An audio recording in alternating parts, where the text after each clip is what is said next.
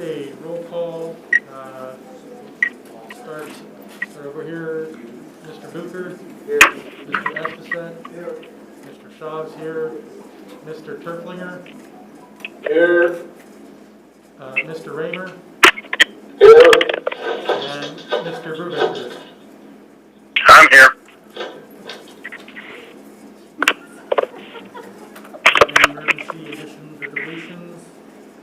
Like 5.2. Yes, we are deleting 5.2 Ice Miller LLP engagement letter bond council services. Okay. And hearing of patrons. Anybody?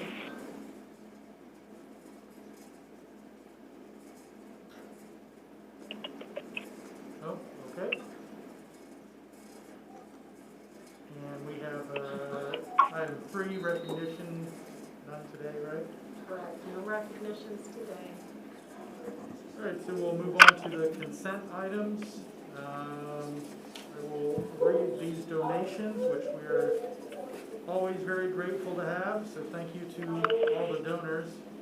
$150 to MCS for water from Lakeland's Lion Club, $200 to MES STEM program from anonymous donor, $84.98 to MES for new sleds from MCS Wellness Committee, $33 to MES Rise from Builder Popcorn. Donation of $200 to Mr. Eichenhauer's STEM program from an anonymous donor. Donation of $581.74 to MCS Kindness Day Ice Cream from BIT Computers. A donation of $75 to MCS Kindness Day Ice Cream from the Moose Lodge. Donation of $75 to MCS Kindness Day Ice Cream from Shepherd Chevrolet. Donation of $40 to the FFA program from the Indiana Farm Bureau. Another $40 to the FFA program from Wabash County Farm Bureau. $100 to the choir program from Lori Shively. Donation of $500 to the FFA program from an anonymous donor.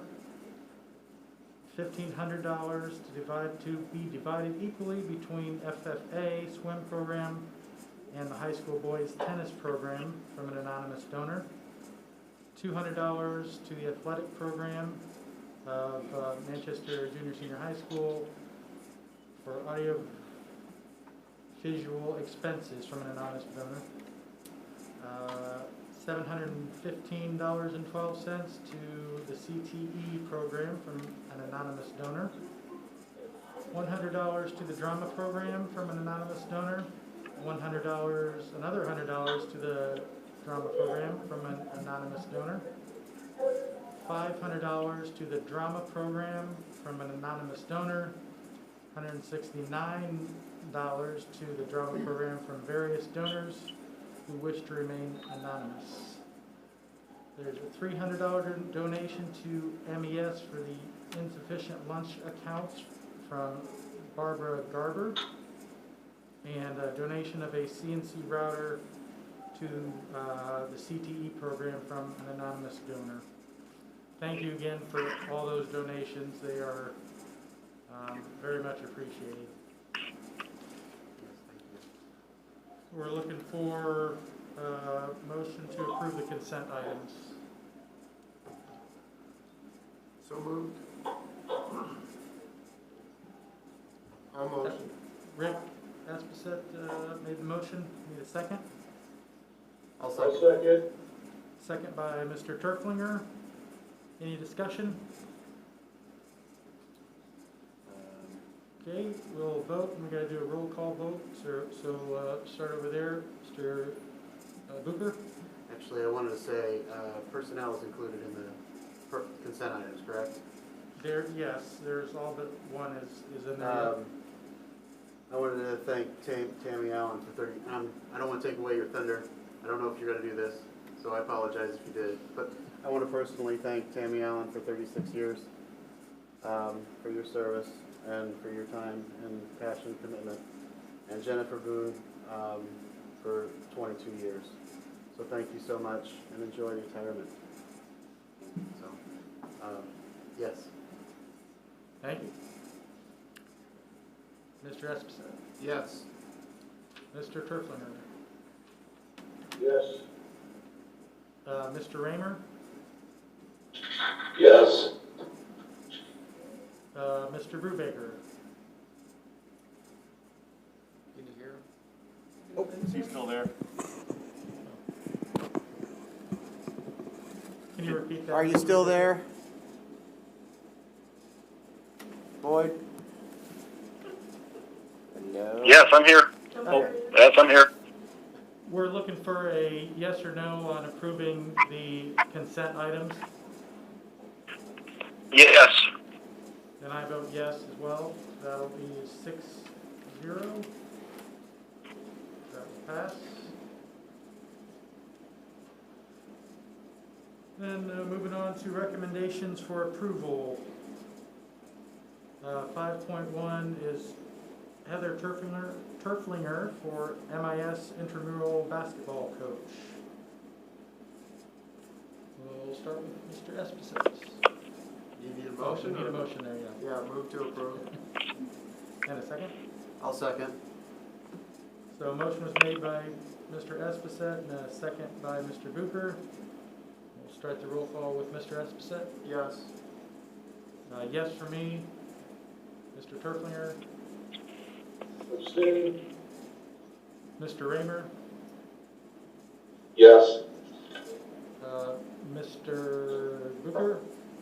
Yes. And Mr. Brubaker. Yes. That's 6-0 in favor.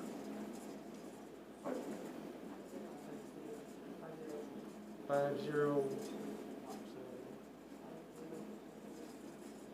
Oh, sorry, you're right. 5-0 with one abstention.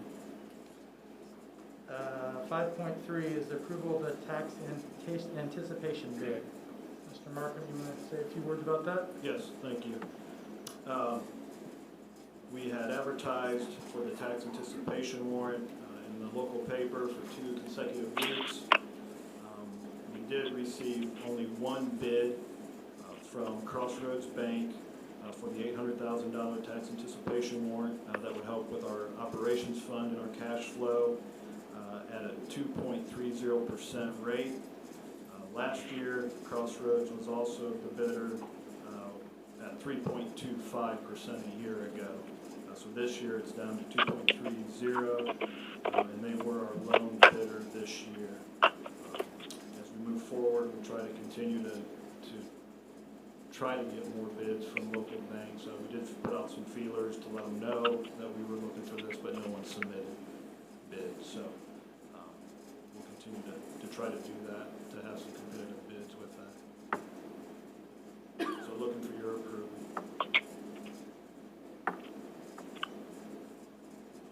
So looking for a motion to approve the tax anticipation bid from Crossroads. So moved. I believe it was Mr. Triffelner. Yes. Second. And who was that? Was Rick? Second. All right. All right, we'll start the roll call vote, unless there's any discussion on that. I do have one question, if I could. I asked you several already, but I have one extra question. How long is this loan expected to be out? Like, how long are we? It will need to be repaid back December 29th of '21. So when we receive our December tax settlement, that's when we'll pay this loan off then. And so total amount of It'll interest be- expected? It'll be about $18,400 in interest over the year. So about $818,400 will be the total payoff.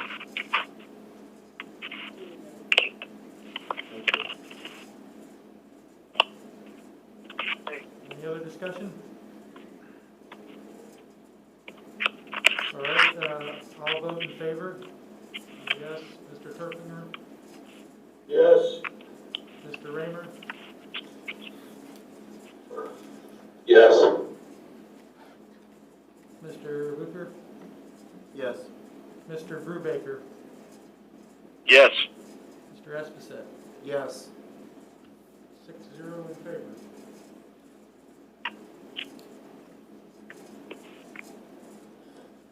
Number 5.4 is the approval of the MOU for the additional benefits for certified staff. Right, this is a memorandum of understanding that the Indiana Education Employment Relations Board has asked us to do, and it's in relationship to the resolution that you passed on January 26th that provides additional sick days to MCS employees, and this is specifically for our certified teachers or just teaching staff. So they had to ratify that MOU, which has been done, and now it has to be board approved, and then we have to send it off to her within 10 days. So we're asking for your approval on that. Can I get a motion to approve the MOU? I'll move to approve. Mr. Esposito makes the motion. I'll second. Second by Mr. Turflinger. Any discussion on this? So is this is a policy that is identical to the one we did for the classified staff, correct? It's not a policy, it's a memorandum of understanding. It's like a connection to their contract, that we have agreed that this is happening. Okay, so it's already been, okay, Yes. great. Thank you. I'm having a little bit of trouble here, and Dr. Rameau, has the MTA had their vote on this yet? Yes, that is correct. And they approved it? Yes. Thank you. All right. Unless there's any more discussion, start the vote. Mr. Turflinger. Yes. Where was I? Mr. Raymond. Yes. Mr. Bucher. Yes. Mr. Brubaker. Yes. Mr. Esposito. Yes. And I'm a yes on that as well. 6-0 to approve the memorandum of understanding. 6.1 is a presentation on the preschool dual language from Amy Close. Yes, we're really excited to have Mrs. Forrest and her team, so the floor is yours, ladies.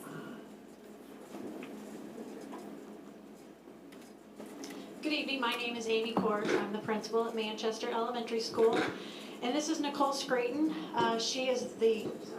She's the dual language coordinator for the whole district, not just my school. So we just wanted to take some time tonight and talk about our dual language program that we anticipate starting in the fall.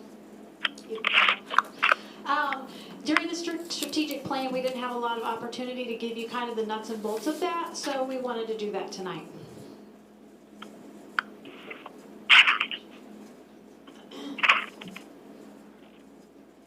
Okay, thank you for allowing us the opportunity to share more information tonight. I'll be going over general dual language information, and Mrs. Corus will be giving specific information on how this could look at MES. So the dual language instruction model is a form of bilingual education where students are taught content in 2 languages.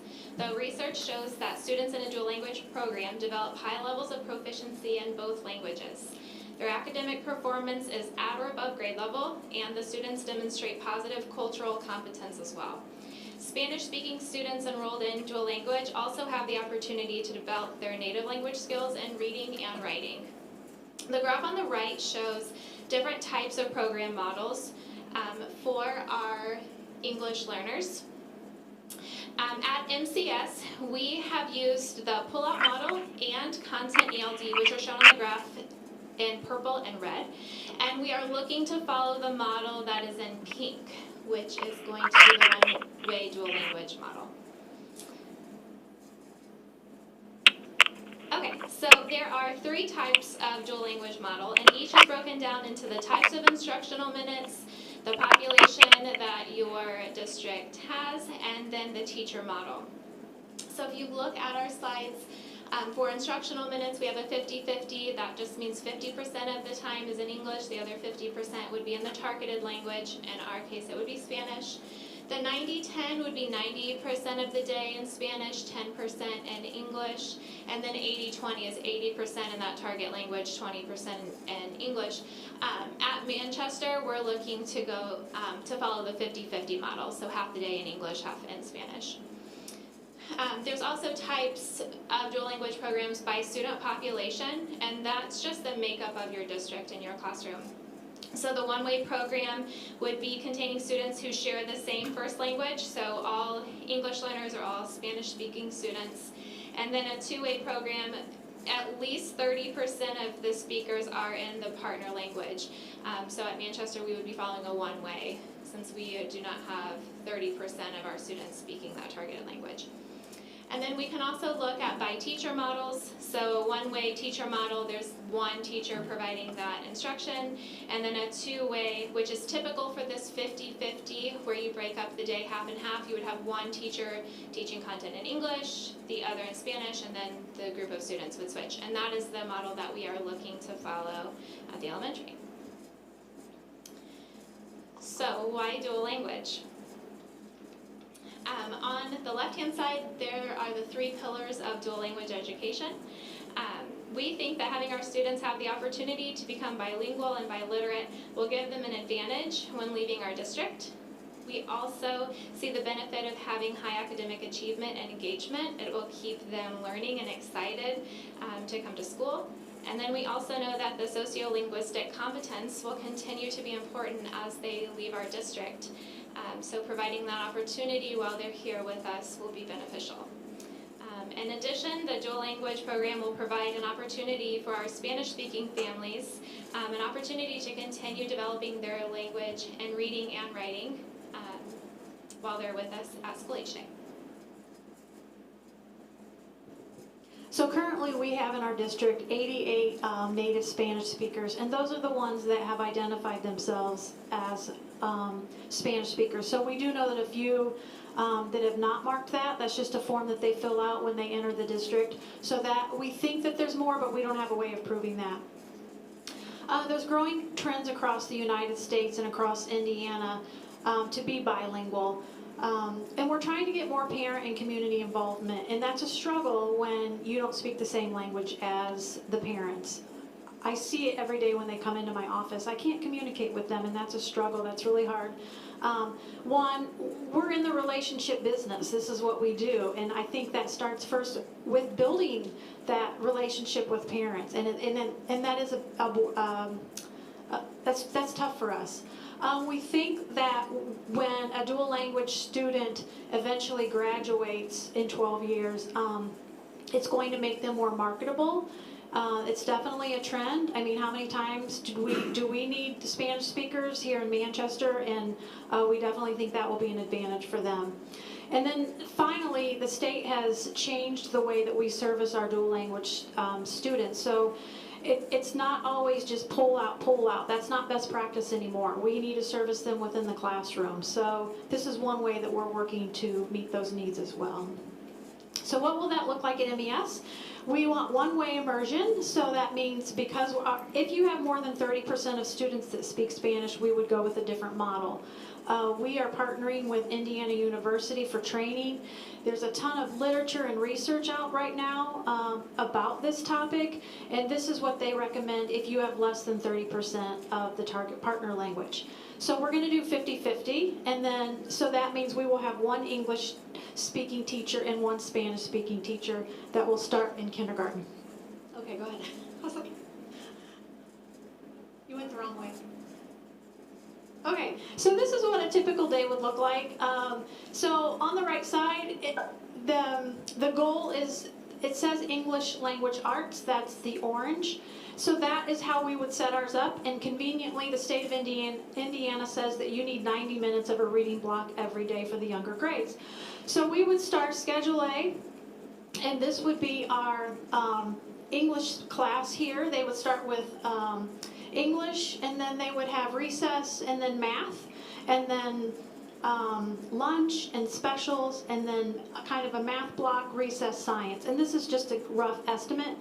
And then on the schedule B would be the Spanish speaking teacher. So she would start her math block teaching all in Spanish. So from the minute the kids come in to the minute they leave, she speaks nothing to them except Spanish. And then they would switch. So the goal is to have 22 students in each class.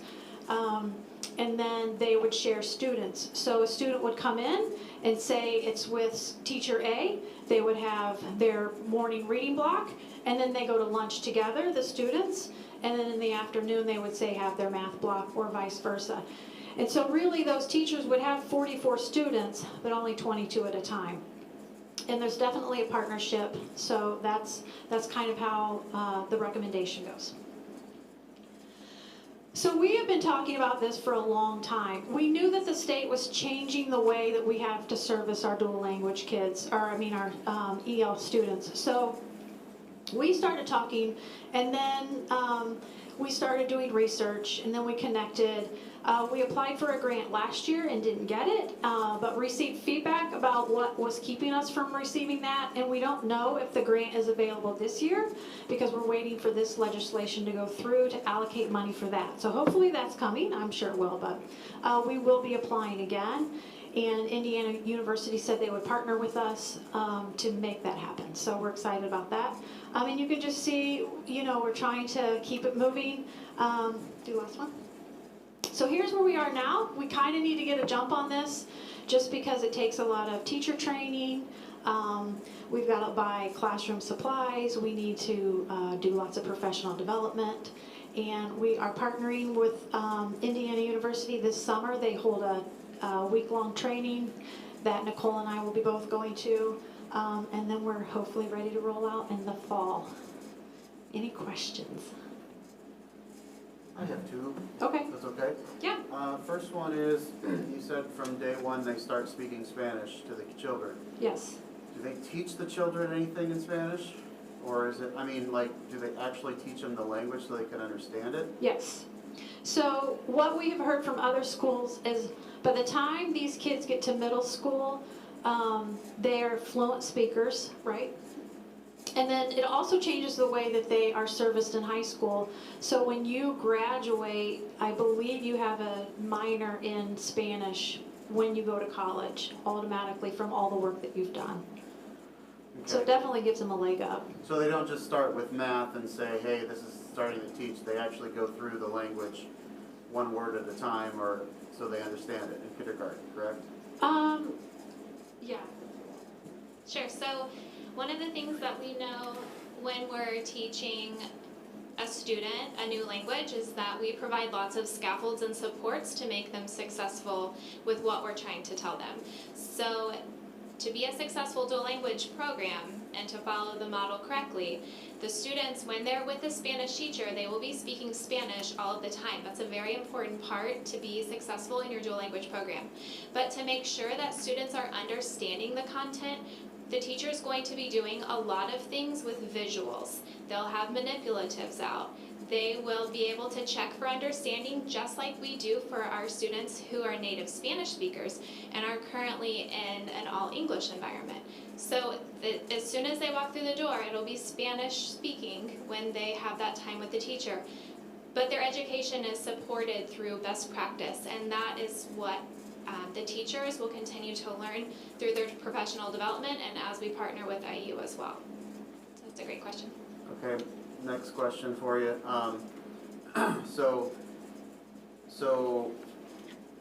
The model requires one Spanish-speaking teacher in kindergarten to start. What happens if when they move up? So the plan would be to continue adding a dual language section as this group moves up. So are we going to teach our own teachers that, or are we going to? How are we going to handle that?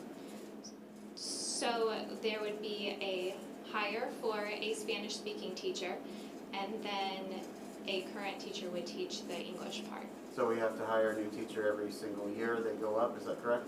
You have to hire a Spanish-speaking teacher, but what we have heard is that as attrition, because we have teachers retire or leave the district, they replace that teacher.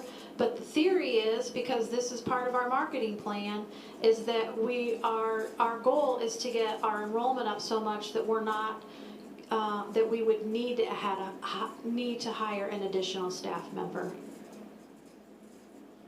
We visited Warsaw and West Noble, yeah.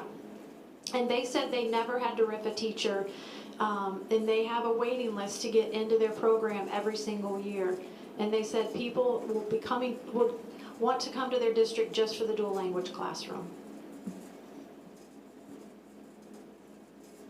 I have a question. Okay. So we hire a teacher fresh out of college at the bottom of the scale. I did a little research. Some of the other districts are offering a stipend to existing teachers to move into this position.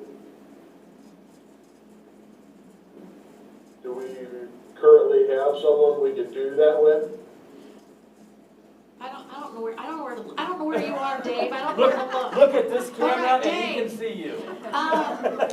We do have people that we are interested in, which is why we would like to get this ball rolling now, because we feel that if we start developing that relationship and we start offering them professional development and training at Indiana University for a week, which includes a stipend with it, that they will be more interested in staying with us. And it's kind of like, it's just, what do I say? It's a better deal.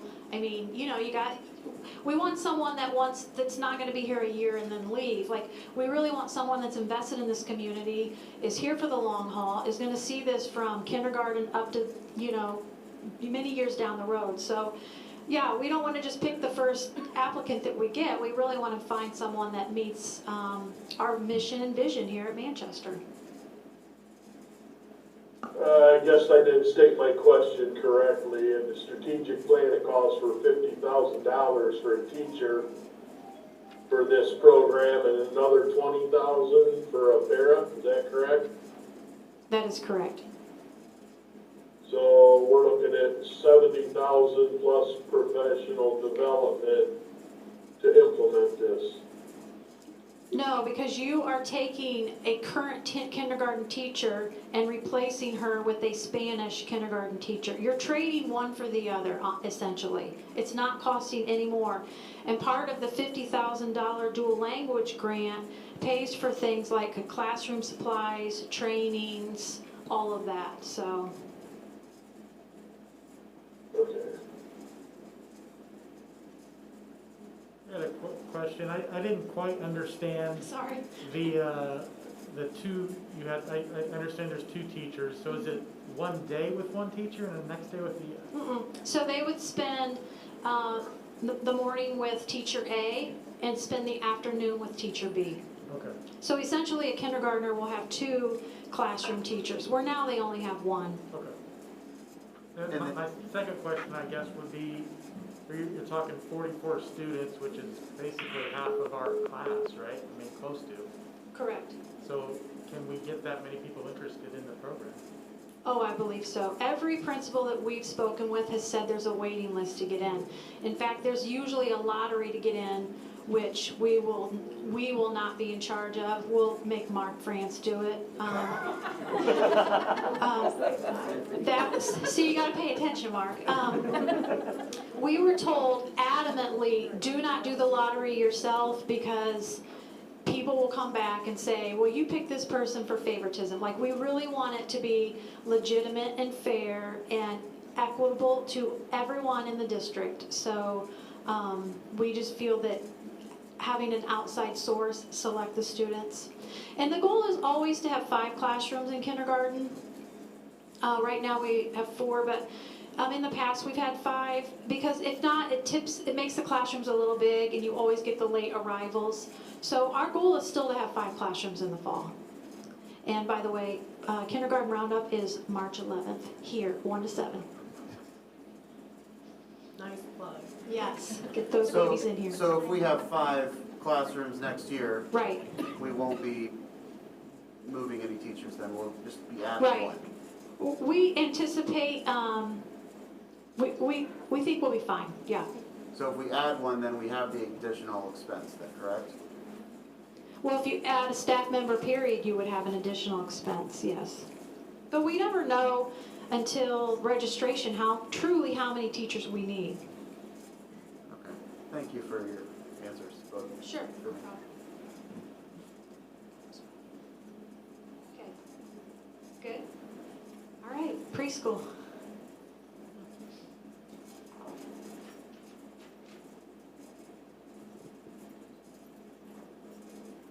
Hey, how's that?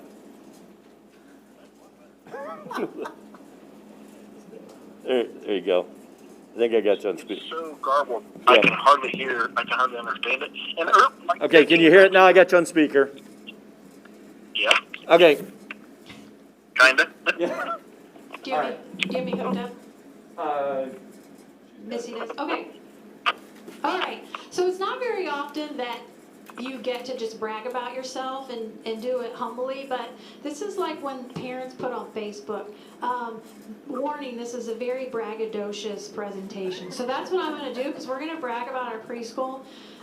Preschool is one of those things that I'm very passionate about. There is so much research that shows if you get a kid in the building by 3 or 4, the outcome is so much higher. I didn't put all that research on here, and there's so much good research, but even it shows kids that go to preschool spend less time incarcerated, which is interesting that you guys are here tonight, so that was just happenstance. But there is so much good research about preschool, and we're excited to tell you what we have. So our philosophy is to make learning fun and to prepare each kid for kindergarten. Very simple. That's our goal. We want kids to come in and we want them school ready on day 1 of kindergarten. Because if you're not school ready, your friends are already down the trail, and here you are just learning how to sit, how to get in line, how to listen to a story. I mean, believe it or not, you have to teach kids how to sit and listen to a story. So we have 2 classrooms. Our goal is to get to 3 classrooms. I do always get phone calls about once every other week asking, do you have any openings for preschool? And the answer is almost always, no, we're full right now. However, right now we have 22 kids in each classroom. The state of Indiana says that we can go up to 24 if we have 2 adults. Because of COVID and we're still social distancing, that makes it a little tricky, but definitely something we can do. We take all developmental disabilities, speech, autism. That's part of what Karen does. She screens those kids and gets them an IEP. So we also provide that. We provide OT services, PT services. We are now licensed through the state of Indiana, which is more paperwork than I do through all of Manchester Elementary. The paperwork for preschool is crazy. So we are CCDF certified. So that means they come in, they look at our building, they look at our curriculum, they check our meals, they make us be drug tested, screened, TB tests, all these things that we've had, background checks 3 times. Well, that's another story. Anyway, there's just a lot that goes on to having a preschool. And another requirement is that we have to have 2 adults in 1 classroom. You can never have the kids with 1 adult unless you only have 12 kids. I mean, it's just crazy. Anyway, we are also Paths to Quality certified. And you think, like, who cares? Why do you need all these certifications? Well, when you hit level 3, that opens you up for a lot of grant money in the state of Indiana. And the Wabash Community Foundation really backs that. Like, they have given us everything we need to get certified, because you have to have certain shut-off valves on your sinks. You have to have certain equipment. You have to have rest mats. All of these requirements took money to get to that point, and they funded almost all of it for us. So our last meeting is the end of February, and they're going to come in and they check. I have 2 gigantic binders this big, and they're going to go through all of it, and then they give us a report on what we need to fix, And so that's 2 certifications that are really hard to get, and we have both of them. Do you want to talk about that? Preschool is where it's at. I've said that many times. Come into preschool and watch all the excitement as they pop in every morning and ta-da, they're here. But we run our regular preschool, the regular school hours. We follow the school calendar for MCS. We offer before and after school childcare, which is a bonus for parents who need children before and after school. We follow the MCS calendar. $250 a month is cheap, but that's what we have. I mean, I don't think you could have full-time childcare for. I mean, it's a lot. But breakfast and lunch are available, which is great. During the school day, it's exciting because we have art, music, PE, STEM, library, computers. We also work with the children of where they're at, social development. We take them at age 4. Some of my children, the special ed children, can come in at age 3, and they're developmentally delayed, so they act like 18-month-olds. So that's my job, is to get them, by the time they get to 5, to be ready for kindergarten. And so we take them where they're at, and we work on those skills, communication, gross motor skills, fine motor skills, and we make it fun all the way through the day.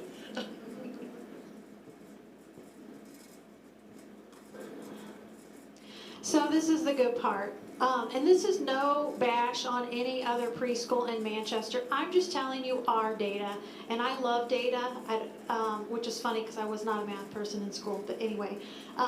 So students who participated at MES were reading at grade level by mid-year. We picked mid-year because of COVID last year. We didn't want to do end-of-the-year data. So we picked mid-year, and we went back 3 years. So in 2018, 2019, by January, 60% of our students kindergartners were reading on grade level.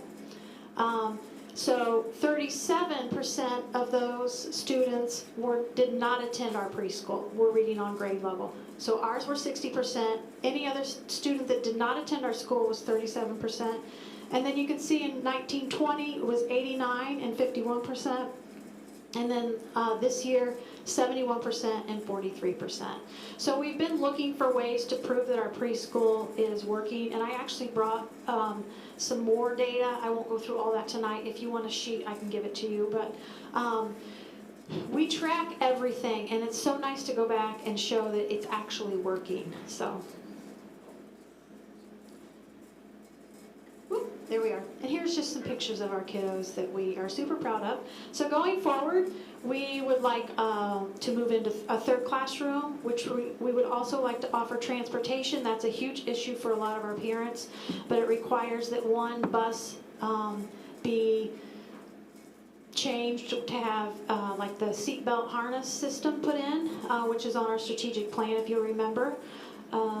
So we would need another teacher. The goal of preschool is not to be a money maker, but it's to break even. Our goal is to break even every year. So I understand that. But we definitely have a need. We've already started signing kids up for next year. If you need to stop by and pick up a form in either office, they're available. So do you have any questions? Yes. Go ahead, did you? So the one additional teacher, does the $250 a month pay for the teachers as well, break even? Yes. Okay, so that would be paid Right. for, but, okay. Right. That's one. Mm-hmm. The other one was, do you have 4 classrooms in that wing? Yes. One's empty right now. That's where we want to go. And then we have one that's for just storage because we have so much equipment. So if we had to have 4, which we would think would be awesome, we could move that equipment somewhere else, but they use it, bring it to their classroom, use it, and then put it back. So they all share the same equipment. Okay, Yeah. thanks. Yeah. Is the bus your biggest deterrent, transportation? Is that? No. or what? No.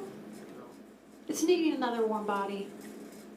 I need a teacher because even this week somebody called and wanted in, and I hate saying no. I mean, we're in February, but yeah, it's hard to turn people away, especially when there's a need.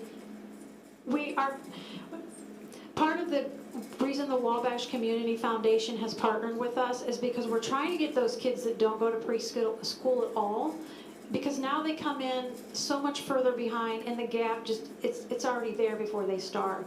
So those families are struggling with transportation. They're struggling with being able to afford. So we would like to be able to offer scholarships more than what we do. And our scholarships all come from the Community Foundation. There's no pocket of money that I can say, oh yeah, just bring your kid in. I have to go begging for money, and I'm not afraid to do that. I mean, that's just part of being a principal. We're not ashamed. So if you'd like to donate to the MES preschool, yeah. The bus is just minute, but that would definitely help. So with the bus, the idea would be just one bus to take all the kids to their house? Yes. Just the one bus for preschool only then? Is that the idea? Yes, yeah.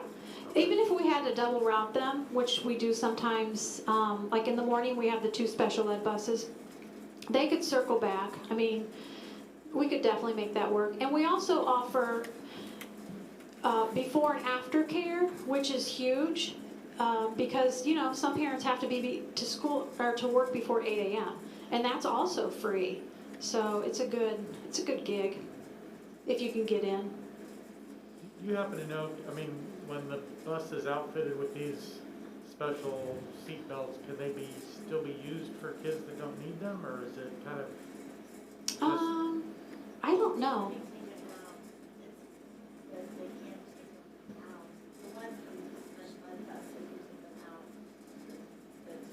But I mean, it's not something you'd be using the same. I don't bus. think it's like a car seat like you would have, like we drive around with.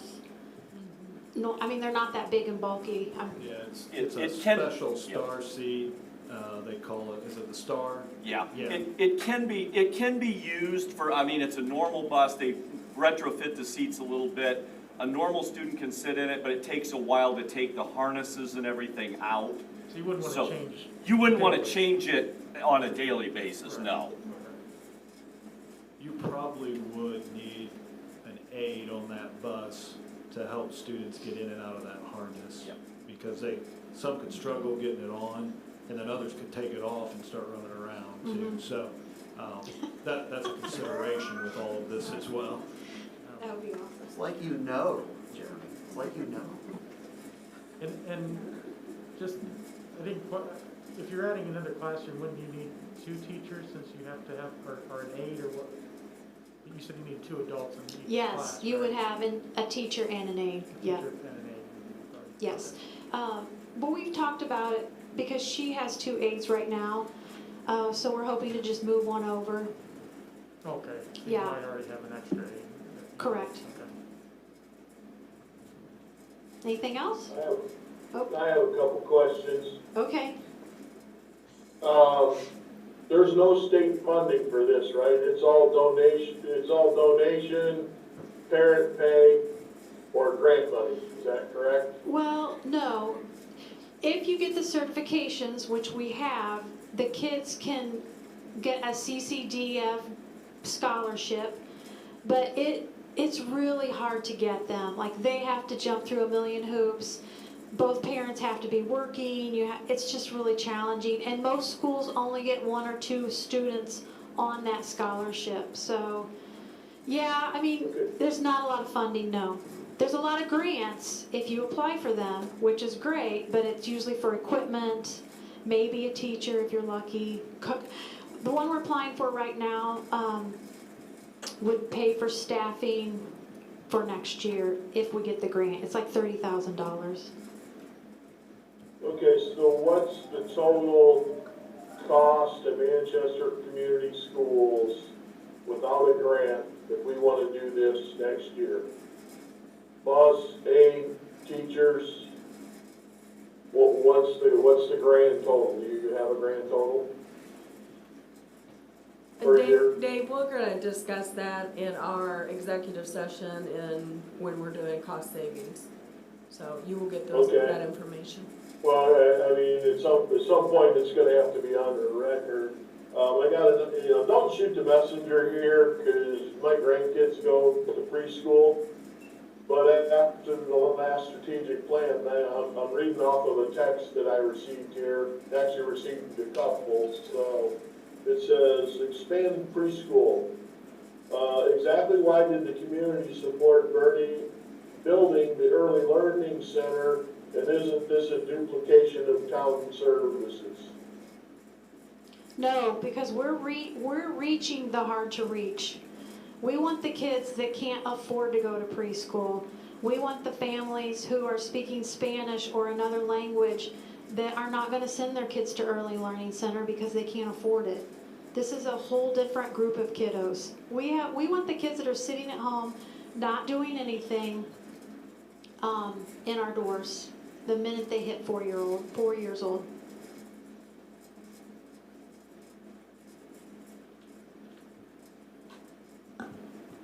Amy, is that literally 4 years old? Well, it was. We moved the date back. It used to be you had to be 4 by August 1st. This year we decided to make it December 1st. Now Karen, through special ed screening, picks up kids when they hit 3 and they come anyways. But our parent paid general preschool is 4, yes. We could go down to 3. We've talked about it. But right now we're full at 4, so there's no reason to back it up to 3.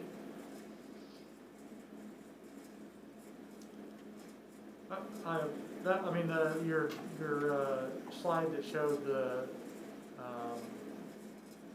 data on the mid-year, I mean, that was impressive. That's I have a more, I'll dramatic bring you one. difference for sure. Yeah.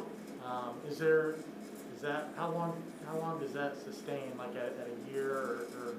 I don't know, start to that's a level good off, question. There's research in that, but I don't know. Okay. Yeah, that's a great question. And Amy, did you look at all of your grades to get that data, or did you just look at first grade? We looked at kindergarten, but Okay. Beth Rosine, who put this together for me, she said, we have the data to go from kindergarten up to 3rd grade if we would want that. And I said, you know what, I don't know how long this presentation is supposed to be, so that might be a little much. But we love data, so that is definitely something we can look at.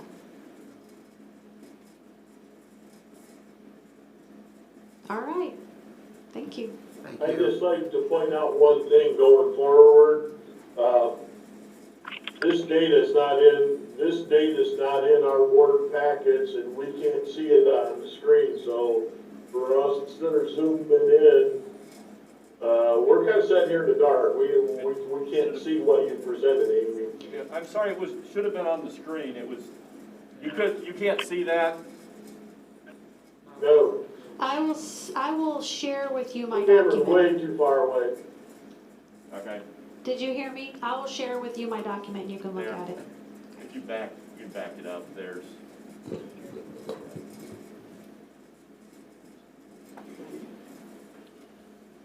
Okay, thank you for that. Thank you. Amazing, thank you. Very nice. Next we have 6.2, building rental agreements. First Yes, reading. this is another first reading for the building rental agreement. It's Form 2120. We were asked to take it back and add some new information. So that is highlighted in green. I can read that for you for those that are not here. Actually, I think you had it in your board packet. A group may ask for a waiver in charges 1 time per year. Employee discounts can be offered 2 times a year. And then we did add must be supervised. So we're talking about custodians there.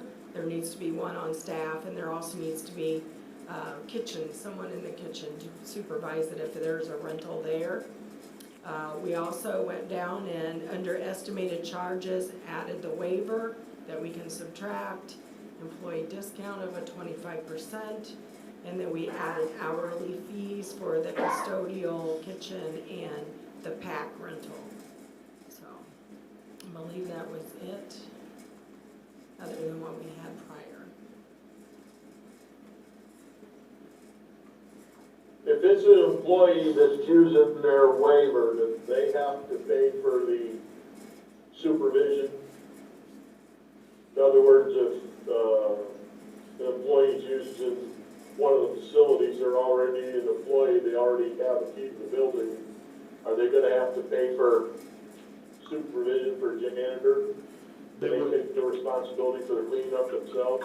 Yeah, if that was worked out with us in advance, if they would wanna take that on, then no, they would not have to have that custodial charge in there at all.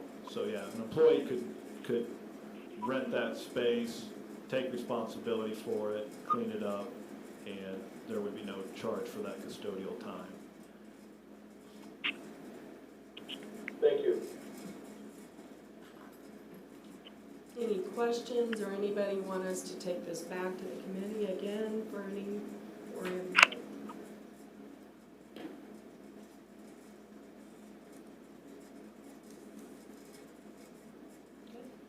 Looks like we're good with it. What about nonprofits?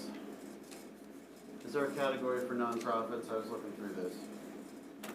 Are we, I noticed there's tier 2, 3, 4. For example, when I was a director at a previous job, I had, we had nonprofit rate, we had for-profit rate, we had friends of the school rate, and that was it. If you look on page 5, it has who qualifies for each class 1, class 2, class 3, class 4. All that's spelled out in there. So that'd probably be class 3 there, it looks like.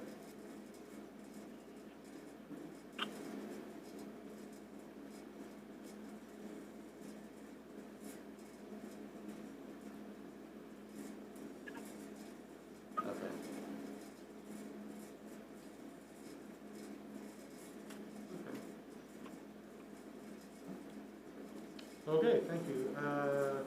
6.3, Heartland update. Mr. Kirkland? Give me just a second here.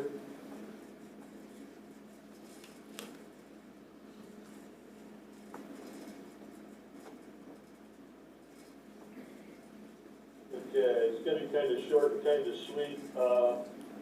We had, in the AM class for precision agriculture, Carson Weedling, Jake Alderman, Tyler Weitzel, and Eric Tracy. And in the PM class, Tyson Thompson and Drew Miller have all received their drone licenses for being able to fly the drones for the precision ag class. And criminal justice, it's run by Leroy Stryker, did a community service project. They put together kits for individuals in the community, their personal hygiene kits. They've gathered funds and donations and put these kits together for people in the community who are in the need. So there's always something going on at Heartland. That's all we got. That's all I got for tonight. Dave, any update on the fundraising? I neglected to get with Mr., that was off of the newsletter. A lot of the stuff, a lot of the donations that are over and above the school contribution are spread out over time. You know, somebody may have donated $50,000, but it might be over 6 or 7 years. But we've only gone through the first round. Now we're going to go back and check with the people who were sent the donation letters for a second round. Unfortunately, a lot of the corporations do their stuff in October, and we didn't get started until November and December. So we're going to make another round try and raise. And again, you know, all the schools contributed and said that they would, you know, sign on to that $1 million loan, but, you know, I'd like to just remind everybody, yeah, the corporate fundraising looks really well, but we have no idea what this is gonna cost, because all the projections were done in 2019, and I mean, the cost of building materials since COVID have just skyrocketed, so that's pretty much where it stands right now. Okay, thank you, Dave. 6.4 legislative update. Mike's not here today. Well, Mike's not here, but I just want to draw everybody's attention to one bill, which is Senate Bill 1005. It's a huge concern with vouchers, and they're actually proposing to increase the level that you qualify for your vouchers by 300%. So someone making $170,000 a year is now qualifying. When this all started, it was supposed to be for those low-income students. So it will really put a damper in the amount of money that would be going into this, would really put a damper on what they're talking about sending to public schools and for teacher raises and such. So just keep that in mind. I know there's a lot in the newspapers, there's a lot out there right now. So just pay attention to that bill, because it's very, very important that we use our voices and make sure that they hear us on that spending that much there is just really hurting us in our public schools. So that's probably what Mike would say, so I'm gonna leave it at that. What was that House bill? I think it's Senate Bill 1005, but there's a House bill as well, and I didn't want to use the number, but I know it's a 400 something, like 415 or as well.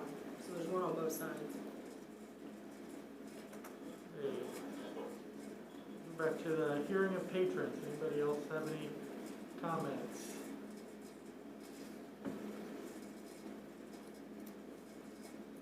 Nope. Number 8, recognition. Yeah, have a really exciting recognition, I want to say, this evening. We have been highlighting MCS champions this year for those that have just gone above and beyond. And we have had many employee groups doing this, including our board members who pitched in this summer.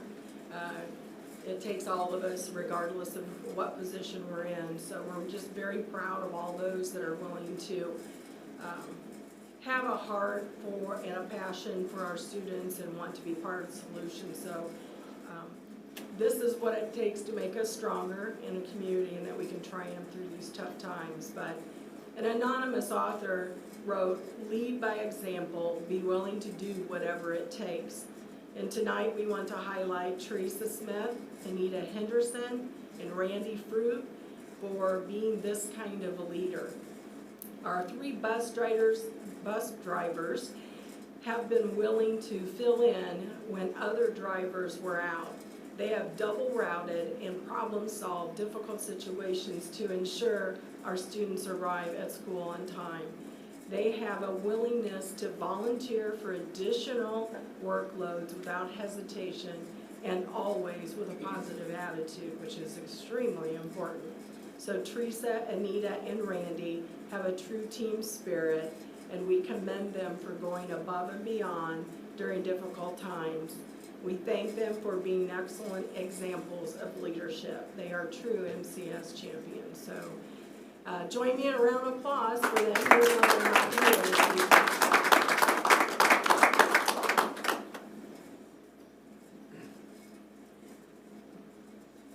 Any other comments from the superintendent? I do, I have a few. Last month, we saw over $13,000 in donations, and this year we have over 5,600. Again, the community continues to give in places that we need it. We'd asked for those donations, and they have been flowing in, and we appreciate each and every one of them, along with the CNC router. So just amazing. Thank you so much for any of you. A lot of anonymous donors, and We just appreciate that. We wish we could thank you in person, but unfortunately we can't. So this is the best that we can do, but appreciate your willingness to give to our school and our kids and our program. So also want to add that after our regular board meeting this evening, we are having a work session. We are going to walk this building. We do have floor plans available of some recommendations, and we'll just kind of talk about those as we walk through the building. Mr. Markham's going to kind of lead us through that. So we really appreciate if you could join us. We'd love to have you. So that's all I have. Thank you. School board comments. I have one thing. Oh, Go for it. go ahead, Rob. No, please, go ahead, Dave. No, go ahead. Oh, well, all right then. Okay. I prepared something a little bit here. There have been several extracurricular events in the past week that have had adult and student spectators without masks on and not physical distancing. We are at 25% capacity for our extracurricular events, and many of the 25% are taking the masks off or not wearing them. MCS believes in providing safety and security to everyone that comes to our events. Our students, staff, and community's health is at the center of our minds. I hope all of you can agree that providing a safe place to continue our education and extracurricular events is essential. We need to do better with requiring masks, wearing, physical distancing when possible, and doing the things that will keep our students and community safe during the extracurricular events. This is referencing mainly the spectators, as the athletes and coaches are doing their part. Everyone doing their part to keep the person next to them safe from quarantine, sickness, or worse will help keep MCS and the community from spreading this horrible virus further. Here is to a healthy move forward through action, responsibility, and caring. Thank you everyone for your help.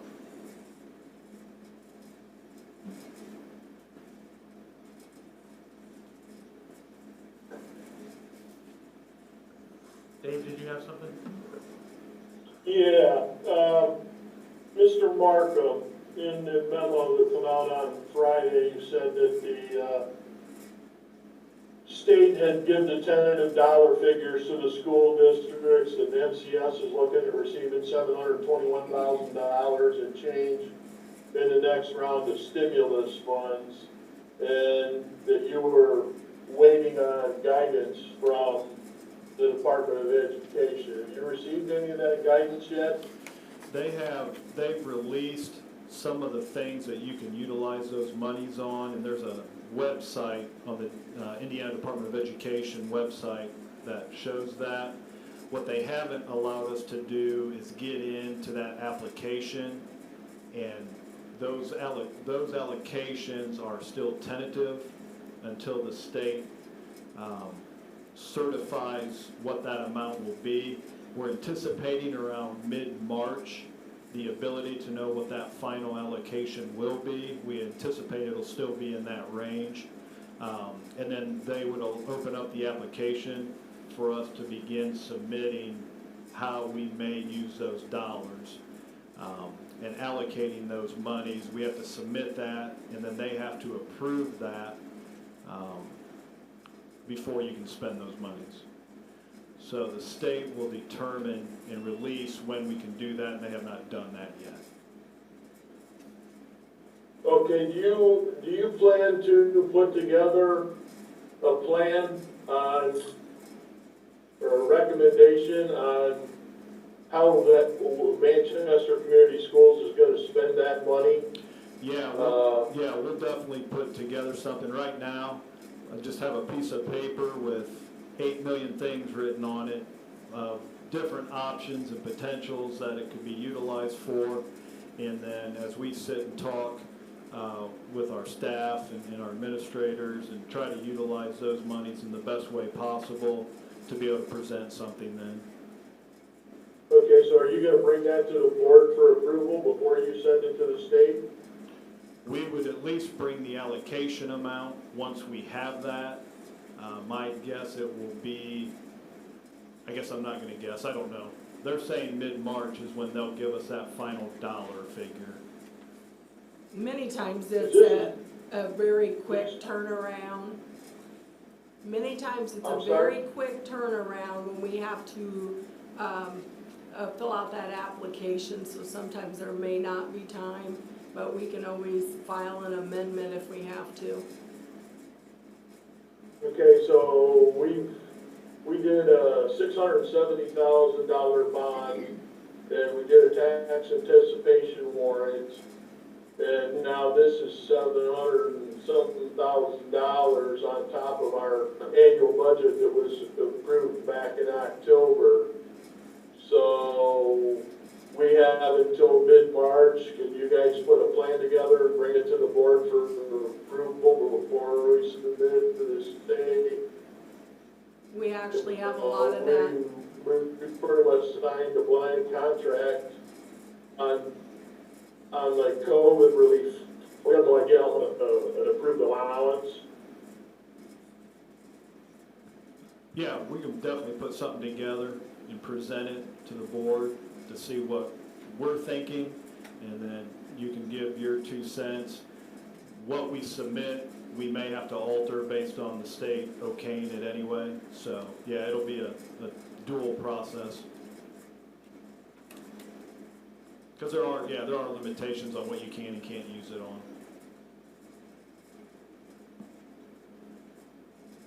Dave, it's just like any other grant. They're gonna tell us what the parameters are. It's not an open checkbook that we can just slide into our education fund and say, okay, good, we got 721,000. It's not like that. We have specific things that we can only use that money for. And we'll share that information. Okay, I guess I would just like to make a motion and make this a motion that this CARES Act money be presented to the board before it goes to the state for our approval.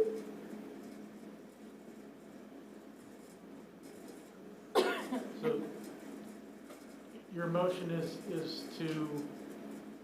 that you want to approve what we send to the state?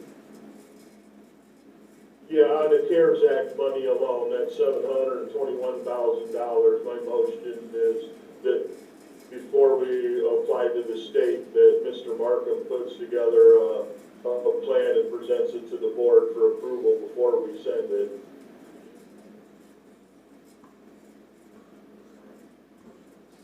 So, I think the issue was, let's see if we got a second. Second that we can discuss.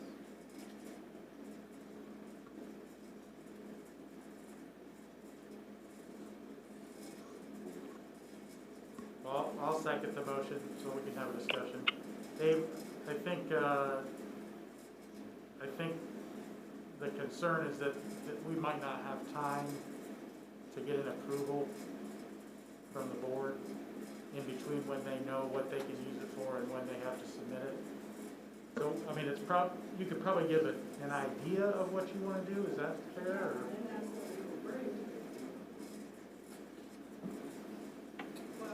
I can't hear Dr. Verbo, she's pulling her mic down or something.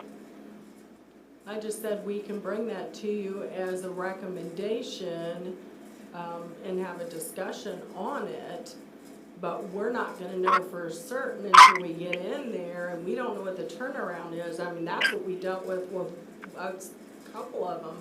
There was such a quick turnaround, and really the first one, a lot of it was just PPE and cleaning supplies, and that's what they limited it for, so. We So that's what I asked for, was a recommendation to be brought to the board, that this is what you want to spend it on. And we would certainly do that. We actually had planned to do that already, but if you feel like you need to make a It sounds like, Raj, you made it, it sounds like the formality of making it, well, it seems a little even out of order to motion something and vote on it tonight, but maybe it's not, Mark. And that's the, I guess that's not the point. I wonder if we couldn't get the information without tying the hands of the administration to pull together a board meeting to vote to approve. I think, am I understanding that correctly? Well, I'm not sure that the motion would require us to vote to approve their plan. I think the motion is just that we will get a general plan. Is that right, Dave? All you have to do is ask for a recommendation, we'd be glad to give that to you, so. Okay.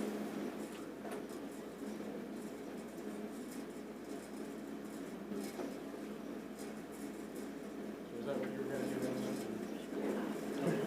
Yeah, so I think they're gonna do that anyways, but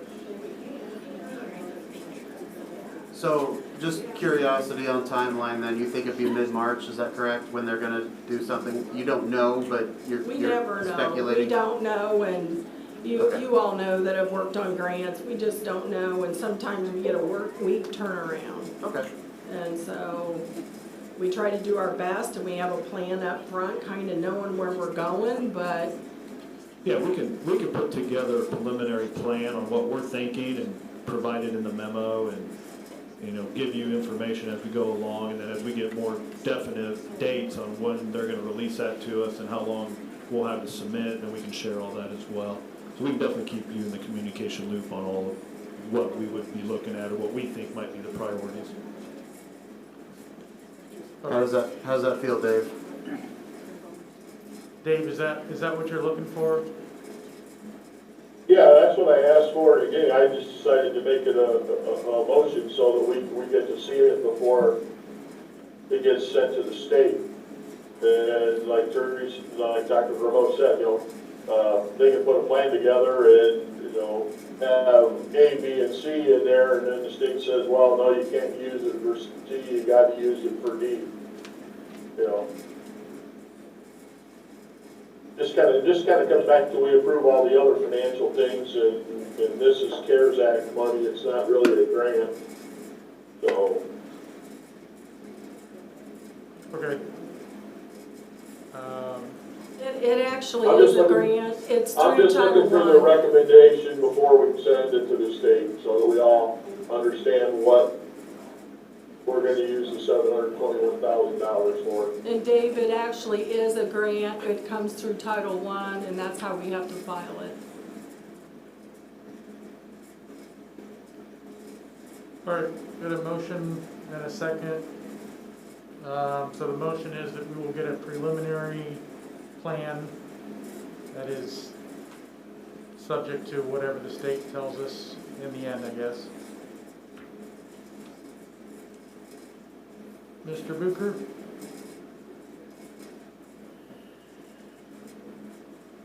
I don't think there's a motion that's needed for the recommendation of information, so I'm gonna say no. Mr. Esposito? Yeah, I feel the same as Mr. Bucher, so I'll vote no. Okay. I'll vote yes. Mr. Turklinger? Yes. Mr. Raymer? Yes. Mr. Brubaker, are you still there? Yes. Your vote is yes? Yes. Okay, looks like four. That's all right.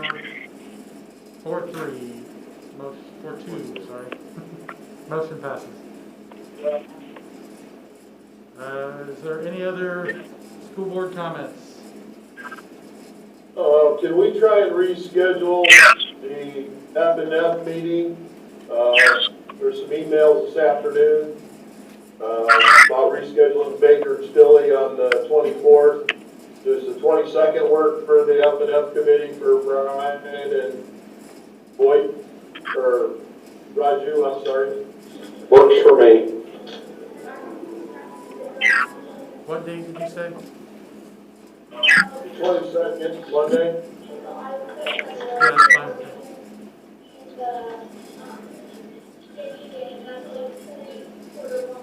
I'm good with that. I don't know what date was Monday, it? the 22nd. No, I cannot make that. I can't make the Yeah, well- 23rd, 24th, any of those days that week. I have late afternoon and towards evening appointments. Let's do this outside the meeting. We'll figure out a new date for that meeting. Thank you. Okay. We need a motion for adjournment, please. I have one more comment. Oh. Just wanted to thank the MES staff again. That both programs are super exciting. I'm anxious to continue to hear updates about the dual language program. That's pretty awesome. Thanks for doing all that. Thank you. I agree. Okay, motion to adjourn, please. So moved. That's me, Raju. Motion is made. Need a second? That's me. Second. Mr. Esposito? Yes? I'm a yes. Mr. Turflinger? Yes. Mr. Raymer? Mr. Brubaker? I don't think he's here anymore. All right. I think we got all yes. Yes. Right? Yes, Mr. Booker. Thank you, we're adjourned.